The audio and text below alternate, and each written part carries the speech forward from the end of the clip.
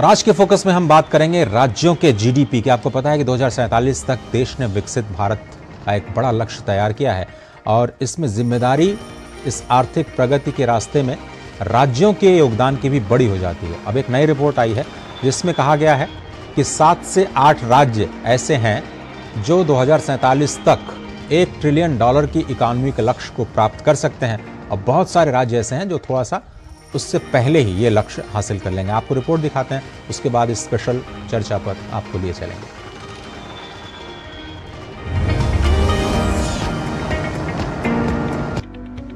भारत इन दिनों आर्थिक मोर्चे पर बेहतरीन काम कर रहा है। भारतीय की आर्थिक तरक्की का ग्लोबल रेटिंग एजेंसियों के साथ ही दुनिया के कई देशों को पूरा भरोसा है। भारतीय अर्थव्यवस्था जहां एक और तेज रफ्तार से आगे बढ़ रही है, वहीं हाल ही में आई एक रिपोर्ट में यह बताया गया है कि वित्त वर्ष 2047 तक 8 भारतीय राज्य $1 ट्रिलियन की अर्थव्यवस्था के आंकड़े को पार करने की राह पर हैं, जिससे भारतीय अर्थव्यवस्था को नई ऊंचाई मिलेगी। यह तेजी सिर्फ तटीय राज्यों को नहीं बल्कि लैंडलॉक राज्यों को भी इससे सहूलियत मिलेगी और भारत की 2047 तक विकसित राष्ट्र बनने के सफर में राज्यों का योगदान बहुत ही महत्वपूर्ण है। इंडियन रेटिंग एंड रिसर्च ने अनुमान लगाया है कि भारत के 8 राज्य वित्तीय वर्ष 2047 तक $1 ट्रिलियन से अधिक की अर्थव्यवस्था हासिल करने के लिए तैयार है, क्योंकि भारत एक विकसित राष्ट्र बनने के अपने लक्ष्य की ओर आगे बढ़ रहा है। घरेलू रेटिंग एजेंसी ने कहा है कि इन राज्यों में महाराष्ट्र, कर्नाटक और गुजरात वित्त वर्ष 2039 तक $1 ट्रिलियन का आंकड़ा पार कर इस मामले में सबसे आगे रहने की उम्मीद है। महाराष्ट्र इस आंकड़े तक पहुंचने वाला पहला राज्य बनने की ओर अग्रसर है। इसके बाद कर्नाटक, गुजरात और तमिलनाडु हैं। इसके विपरीत उत्तर प्रदेश को फाइनेंशियल ईयर 42 तक लक्ष्य हासिल करने का अनुमान है। वहीं राज्यों की बात करें तो महाराष्ट्र राज्य का लक्ष्य वित्त वर्ष 2028 तक $1 ट्रिलियन की अर्थव्यवस्था हासिल करना है। इसके साथ में उत्तर प्रदेश और तमिलनाडु की नजर 2030 तक $1 ट्रिलियन की अर्थव्यवस्था हासिल करने का लक्ष्य है और कर्नाटक की 2032 तक। हालांकि मौजूदा विकास दर पर केवल 3 राज्यों के $0.5 ट्रिलियन के आंकड़े तक पहुंचने की उम्मीद है। वर्तमान में अधिकांश भारतीय राज्य निम्न मध्यम आय श्रेणी में आते हैं, जहां प्रति व्यक्ति आय $1086 से $4255 तक है। वर्तमान में केवल गोवा और सिक्किम को विश्व बैंक द्वारा उच्च मध्यम आय वर्ग में वर्गीकृत किया गया है, जबकि उत्तर प्रदेश और बिहार निम्न आय वर्ग में है। आर्थिक प्रगति के इस रास्ते में देश के राज्यों का भी बड़ा योगदान है। रिपोर्ट के अनुसार भारत के कई राज्य आजादी के 100वें वर्ष में $1 ट्रिलियन की इकोनॉमी के लक्ष्य को हासिल कर लेंगे। यदि राज्यों की वित्तीय स्थिति में सुधार होता है तो भारतीय अर्थव्यवस्था को एक नई दिशा मिलेगी और भारत विकसित राष्ट्र बनने के सफर को प्राप्त कर सकेगा। ब्यूरो इनपुट के साथ अजय परिहार की रिपोर्ट, डीडी न्यूज।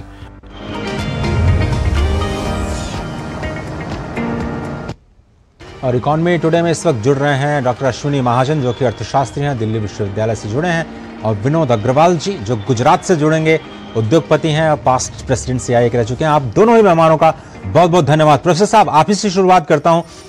$5 ट्रिलियन जो इमीडिएट लक्ष्य हमने रखा है, उसमें बहुत सारे, मेरे ख्याल से 5 से ज्यादा राज्य हैं जो कह रहे हैं कि हम $1 ट्रिलियन इकोनॉमी बनाएंगे। राज्यों की भूमिका कितनी इंपॉर्टेंट और कौन बाजी मारता हुआ दिखाई दे रहा है आपको इस रेस में?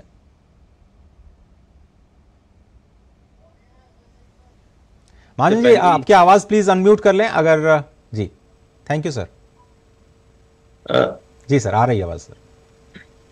जहां तक महाराष्ट्र का सवाल है, वो पहले से ही एक सबसे आगे है और बाकी राज्यों में तमिलनाडु उसके बाद $1 ट्रिलियन की इकोनॉमी बनने की ओर अग्रसर है। विशेष तौर पर यहाँ पर उल्लेख करना चाहूंगा उत्तर प्रदेश का, जो 2042 तक, क्योंकि उत्तर प्रदेश बीमारू राज्यों में माना जाता था और आज प्रगति के मार्ग पर वो अग्रसर है।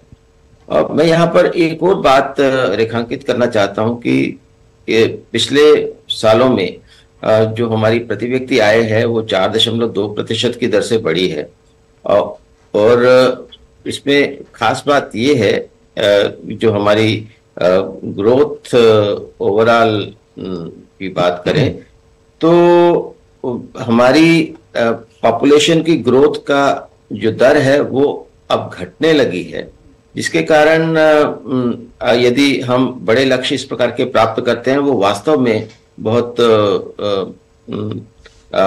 खास बात होगी। तो ये जो राज्य हैं, खासतौर पर जो पिछले समय में जो भारत सरकार की तरफ से प्रयास हुए हैं, आप जानते हैं कि एग्रीकल्चर तो हमारा ठीक ठाक चलता ही रहा, और लेकिन सर्विसेज सेक्टर भी में भी अच्छा ग्रोथ हुआ, लेकिन मैन्युफैक्चरिंग में हम बहुत पिछड़ गए थे। जी जी। तो उस मैन्युफैक्चरिंग में पिछड़ने के कारण भारत जो है वो विकसित देशों की तरफ जाने की तरफ सोच भी नहीं सकता था। लेकिन कोरोना काल के बाद जिस प्रकार से आत्मनिर्भर भारत की योजना बनी, और मैं यहाँ देख रहा हूँ हर चीज में, हर उत्पाद में जहां जहां प्रोडक्शन लिंक्ड इंसेंटिव स्कीम्स आए हैं, आत्मनिर्भर भारत के लक्ष्य वहां निर्धारित किए गए हैं, वहां वहां ग्रोथ काफी तेजी से दिखाई दे रही है। एपीआई में हम पूरे तौर पर चीन पर निर्भर हो गए थे। आज स्थिति यह है कि हम न केवल अपने स्वयं के एपीआई बना रहे हैं, बहुत बड़ी मात्रा में एक्सपोर्ट भी कर रहे हैं। बिल्कुल सर, मैं सेक्टर्स पे आता हूं डॉक्टर साहब, लेकिन अभी राज्यों पर थोड़ा सा फोकस करते हुए अब गुजरात इसलिए ये जो राज्यों की बात अगर करें तो सभी राज्यों में, क्योंकि देखिए देश बनता है सभी राज्यों को मिला करके, तो मैं यहाँ पर जो रेखांकित करना चाह रहा था कि हर फील्ड में जब हम इसको मैन्युफैक्चरिंग को आगे बढ़ाने की बात कर रहे हैं तो राज्यों का योगदान उसके अंदर खास होगा। अगर सोलर की बात करें तो गुजरात है, जी सर, और बाकी राज्य जैसे तमिलनाडु जो पहले से ही, क्योंकि तटीय राज्य है, इसके कारण उसकी एक खास भूमिका है, कर्नाटका है, बाकी गुजरात है, तो इन सब राज्यों की पहले से ही भूमिका है। लेकिन खास तौर पर जो मैं बात रेखांकित करना चाह रहा था कि वो ये कि उत्तर प्रदेश जैसे राज्य जो वो एक नया रोल मॉडल दे रहे हैं, जब बीमारू राज्य होने के बावजूद भी वो $1 ट्रिलियन इकोनॉमी का लक्ष्य रख रहे हैं। मैं वापस आता हूँ डॉक्टर साहब के पास। विनोद अग्रवाल जी, आप गुजरात की थोड़ी सी बात करें, आपने बहुत करीब से देखा है। अब एक लीडरशिप हमने राष्ट्रीय स्तर पर देखी जो कह रहे हैं कि हम देश को विकसित राष्ट्र बनाएंगे और उसमें राज्यों की भूमिकाओं को तय करेंगे। गुजरात की कहानी क्या होने जा रही है आपके हिसाब से? अगर विकसित भारत का लक्ष्य रखा गया है तो उसका, मैं मानता हूं उसका रास्ता विकसित गुजरात की ओर से ही निकलेगा, क्योंकि गुजरात आज अगर आप देखोगे तो हमेशा से एक पॉलिसी ड्रिवन स्टेट रहा है। गुजरात में सरकार से ज्यादा पॉलिसीज के ऊपर भार दिया जाता है। उसका जो गवर्नेंस है, उसका ईज ऑफ डूइंग बिजनेस की जो बात करें, एक एनवायरमेंट, एक इकोसिस्टम की बात करें तो वो हमेशा पॉलिसी ड्रिवन है। आज की तारीख में भी अगर देखें तो 19 लाइव पॉलिसीज है जिसके बेस पे एंटायर बिजनेस का इकोसिस्टम चल रहा है गुजरात के अंदर। उसके अलावा जो गुजरात का जो मेन जो पावर है वो बोल सकते लॉ एंड ऑर्डर है, उसका गैस है, उसका जो बोलते हैं फोर साइटेड विजन जो माननीय प्रधानमंत्री जी ने जब वो मुख्यमंत्री तब दिया था, उन्होंने उस टाइम पे वाइब्रेंट गुजरात की शुरुआत की थी आज से 20 साल पहले, जो आज के राज्य अभी स्टार्ट कर रहे हैं। मतलब हम लोग तो ऑलरेडी 20 साल मतलब एक एडल्ट राज्य हो चुका है, जो आज के राज्य अभी उस कदम में बढ़ने की कोशिश कर रहे हैं। अगर गुजरात को आगे बढ़ना है, भारत को अगर विकसित होना है, तो हमें जो ट्रेडिशनल इंडस्ट्रीज जो आज ऑलरेडी गुजरात में फल रही है, जिसके अंदर ऑलमोस्ट 200 से ज्यादा हमारे इंडस्ट्रियल पार्क्स है, उनमें करोड़ों एमएसएमई काम कर रही है और बड़ी लार्ज स्केल इंडस्ट्री काम कर रही है। लेकिन अगर $1 ट्रिलियन इकोनॉमी की बात करें तो अब हमें ट्रेडिशनल से आगे बढ़ के जो नॉन कन्वेंशनल और जो बोलते हैं ना high growth, accelerated growth industries की जरूरत है, और जिसके बारे में और जिसके लिए राज्य और सेंटर ऑलरेडी काम कर रहा है। अगर अपन बात करें इमीडिएटली तो 3 में से 2 सेमीकंडक्टर प्लांट ऑलरेडी गुजरात में उनके भूमि पूजन हो चुका है। और अगर हम अगले 25 साल की बात करेंगे तो भारत की और जो जनसंख्या वो जवान होती जाएगी और भी यूथ उससे जुड़ेगा, तो उसके लिए जो उनको जो जरूरत है उस टाइप की इंडस्ट्री आना जरूरी है। अगर हम बात करें, अगर ऑटोमेशन की बात करें, इंडस्ट्री 4.0 की बात करें, तो ये इनका जो कंट्रीब्यूशन रहेगा इकोनॉमी में वो फार अहेड रहेगा। आज अगर मैं 100 कंटेनर केमिकल बेचता हूँ, उसके सामने 1 कंटेनर अगर आईफोन या आईपैड बना के बेचता हूं तो उसकी वैल्यू उतनी ही होती है। तो उस टाइप की वैल्यू एडेड इंडस्ट्रीज को लाना पड़ेगा और वो ऑलरेडी काम स्टार्ट हो चुका है। और अगर गुजरात को विकसित बनाना है, भारत को बनाना है, तो एक इंटेलिजेंट इकोनॉमी की बात करनी पड़ेगी। हमें अभी नॉलेज बेस्ड इकोनॉमी की बात करनी पड़ेगी। आज हमें लेबरस जॉब नहीं, अब हमें डिजाइन इन गुजरात की बात कर रहे हैं अभी हम लोग, कि design in India, make in India for the world. आज हमें जो हमारा पुराने 100 साल पुराने जो भारत का जो शेयर था ग्लोबल अर्थव्यवस्था में, वो हमें फिर से लेना है। अगर वो इस तरह का अगर अंक और लक्ष्य लेके अगर चलेंगे तो मैं मानता हूं कि जो रिपोर्ट में दिया, उससे काफी पहले हम लोग 1 ट्रिलियन इकोनॉमी पहुंच जाएंगे। वो कौन से सेक्टर्स हैं विनोद अग्रवाल साहब जो आपको लगता है कि जिस पर फोकस करेगा गुजरात आगे जाते हुए? कौन से सनराइज सेक्टर्स हैं?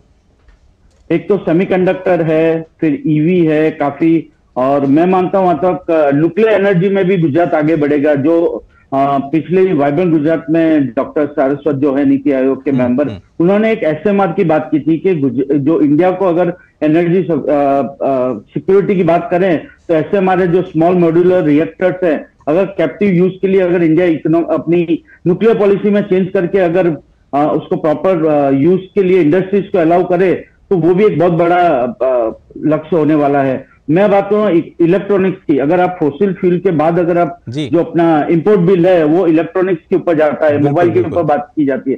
आज से 7 साल पहले हिंदुस्तान 99% मोबाइल इंपोर्ट करता था, आज एक्सपोर्ट की बात चल रही है, आज हम लोग एक्सपोर्ट कर रहे हैं इलेक्ट्रॉनिक्स। आज जो हिसाब से देश के अंदर यूथ अलग हो रहा है, जो अपने हिसाब से बिजनेस की बात कर रहे हैं, तो आज एक घर में अगर हम बात करें तो 2-2 3-3 टीवी, फ्रिज, व्हाइट गुड्स है। शायद अब उसमें ग्रीन हाइड्रोजन की नई कहानी को भी ऐड कर दिया जाए सर। जी, ग्रीन हाइड्रोजन है, ग्रीन अमोनिया है, रिन्यूएबल एनर्जीज है, मतलब सेक्टर्स काफी है और उसमें ऑलरेडी काम हो रहा है, पॉलिसीज ऑलरेडी फॉर्म हो चुकी है, इन्वेस्टमेंट भी आना चालू हो गया है। तो मैं मानता हूं कि लक्ष्य जो दिया गया है उससे काफी पहले हम लोग इसको अचीव कर लेंगे। लेकिन अश्विनी महाजन जी, ये जो गुजरात की कहानी है बाकी राज्यों में रेप्लिकेट नहीं कर सकते क्योंकि वहां का इकोसिस्टम बिल्कुल अलग है। वहां हमने देखा एग्रीकल्चर भी ग्रोथ करती है तो 10% से ऊपर, जबकि पूरे देश में एवरेज में आने तो अब 4% पे हम लोग रहते हैं।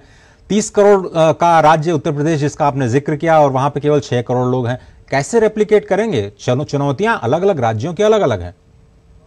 देखिए, हम हमेशा कहते हैं कि वन साइज फिट ऑल नहीं हो सकता है। हर राज्य की अपनी अपनी विशेषताएं हैं, उनकी अपनी चुनौतियां हैं, उसके अनुसार उनको आगे बढ़ना है। जैसे तमिलनाडु की बात करें तो वहाँ के उद्योग अलग हैं, कर्नाटका की बात करें तो वहाँ की इकोनॉमी अलग किस्म की है, उत्तर प्रदेश की बात करें तो 1 डिस्ट्रिक्ट 1 प्रोडक्ट वहाँ खूब चल रहा है।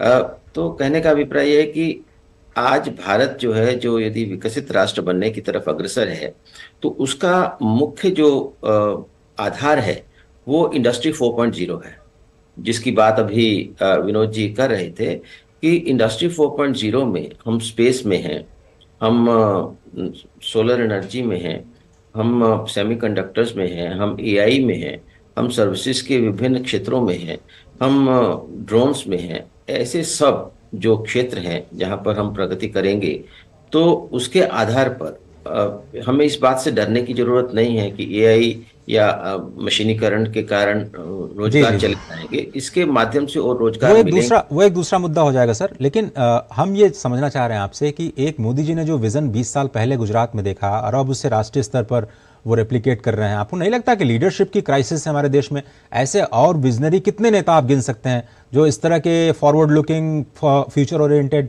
पॉलिसीज पर निगाह रखें और पहले से काम करते हुए नजर आए? देखिए, अब इस देश का दुर्भाग्य है कि अभी भी कुछ राज्यों में पॉपुलिस्ट पॉलिसीज को अडॉप्ट करके कहीं ना कहीं विकास को बाधित किया जा रहा है। उसकी तरफ जनता को ध्यान देना पड़ेगा, विकास की राजनीति की तरफ आगे बढ़ना पड़ेगा और ऐसी नीतियों को अपनाने के लिए अपने राजनेताओं को बाध्य करना पड़ेगा कि देखिए, गुजरात ने अच्छा किया है तो आप भी क्यों नहीं अच्छा कर सकते, अगर कर्नाटका ने कोई बेहतर किया है तो आप क्यों नहीं अच्छा कर सकते। तो ऐसे में एक दूसरे, जिसको हम कॉम्पिटिटिव फेडरलिज्म की बात करते हैं, उसकी तरफ आगे बढ़ना पड़ेगा।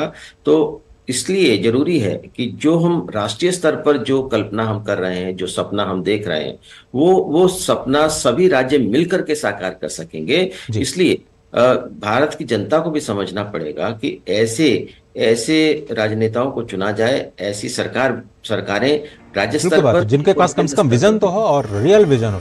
बहुत बहुत धन्यवाद। और जिस तरह से विनोद साहब ने कहा कि कम से कम एमएसएमई तो अक्रॉस द स्टेट्स को प्रमोट किया जा सकता है एक सेक्टर की अगर हम बात करें, जिस तरह से एक इंटीग्रेटेड अप्रोच एग्रीकल्चर को लेकर के value addition, food processing, export सब कुछ जोड़ करके गुजरात करता रहा है। हालांकि उनको फायदा उनके इंफ्रास्ट्रक्चर का मिल रहा है, लेकिन कुछ चीजें तो हम जरूर सीख सकते हैं। वक्त मेरे पास इतना ही है। विनोद अग्रवाल जी, बहुत धन्यवाद। फिर कभी आपसे मुलाकात होगी और बातचीत करेंगे हम डिटेल्स में सेक्टर वाइज। आपका बहुत बहुत धन्यवाद गुजरात से जुड़ने के लिए।